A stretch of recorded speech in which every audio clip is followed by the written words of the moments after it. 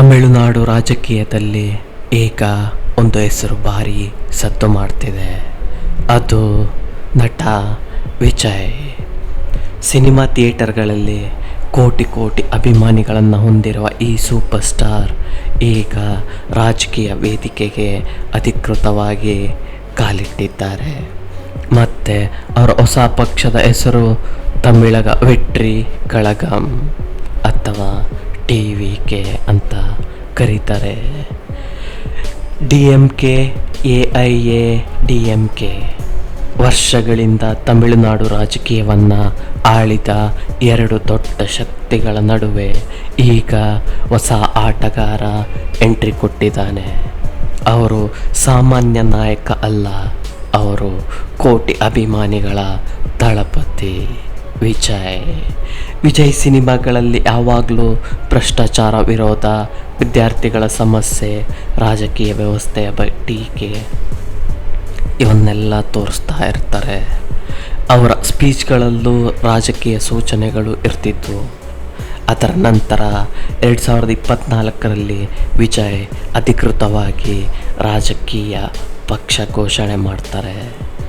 TVK Tamilaga Vetri Kazhagam, ಅರ್ಥ ತಮಿಳುನಾಡು ವಿಜಯ ಸಂಘ ಅಂತ.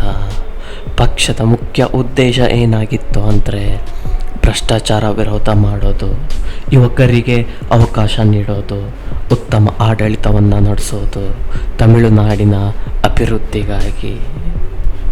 ತಮಿಳುನಾಡಿನಲ್ಲಿ ಸಿನಿಮಾ ನಟರಿಗೆ ರಾಜಕೀಯ ಪವರ್ ಹೊಸದೇನಲ್ಲ. MGR, ಜಯಲಲಿತಾ ಇವರಂತೆ ವಿಜಯ್ ಕೂಡ ಅಭಿಮಾನಿಗಳ ದೊಡ್ಡ ಸೇನೆ ಹೊಂದಿದ್ದಾರೆ. ಅವರ ಫ್ಯಾನ್ಸ್ ಕ್ಲಬ್ಸ್ ಈಗ ರಾಜಕೀಯ ಗ್ರೌಂಡ್ ವರ್ಕ್ ಶುರು ಮಾಡ್ತಿದ್ದಾರೆ. ಸೋಷಿಯಲ್ ಮೀಡಿಯಾದಲ್ಲೂ TVK ಬಗ್ಗೆ ಭಾರಿ ಹೈಪ್ ಇದೆ. ಇದೀಗ ದೊಡ್ಡ ಪ್ರಶ್ನೆ ಏನಪ್ಪ ಅಂದರೆ TVK ಬಂದ ಮೇಲೆ ಯಾರ ವೋಟ್ ಬ್ಯಾಂಕ್ಗೆ ಹೊಡೆತ ಬೀಳುತ್ತೆ. ಕೆಲವ್ರು ಹೇಳ್ತಿದ್ದಾರೆ ಯುವ ಮತಗಳು ವಿಜಯ್ ಕಡೆ ಹೋಗ್ಬೋದು ಅಂತ. AIADMK ವೋಟ್ ಸ್ಪ್ಲಿಟ್ ಆಗ್ಬೋದು, DMKಗೆ ಹೊಸ ಸವಾಲು ಬರಬಹುದು.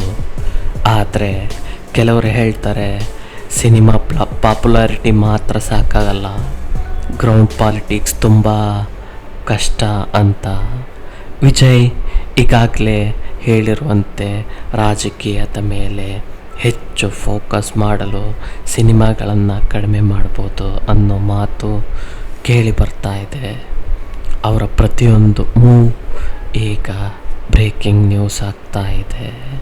ಒಂದೇ ಪ್ರಶ್ನೆ ಈಗ ಎಲ್ಲರ ತಲೆಯಲ್ಲೂ ಇದೆ, DMK ಡಾಮಿನೆನ್ಸ್ ಮುಂದುವರಿಯುತ್ತಾ, AIADMK ಮತ್ತೆ ಕಮ್ಬ್ಯಾಕ್ ಮಾಡುತ್ತಾ, ಅಥವಾ TVK ಹೊಸ ರಾಜಕೀಯ ಕ್ರಾಂತಿ ಮಾಡುತ್ತಾ? ಸಿನಿಮಾದ ದಳಪತಿ ಈಗ ರಾಜಕೀಯದ ದಳಪತಿ ಆಗ್ತಾರಾ, ಅಥವಾ ಇದು ಕೂಡ ಇನ್ನೊಂದು ಸಿನಿಮಾ ಹೈಪಾಗಿ ಉಳಿಯುತ್ತಾ? ತಮಿಳುನಾಡಿನ ರಾಜಕೀಯ ಈಗ ಹೊಸ ಟರ್ನಿಂಗ್ ಪಾಯಿಂಟ್ಗೆ ಬಂದಿದೆ.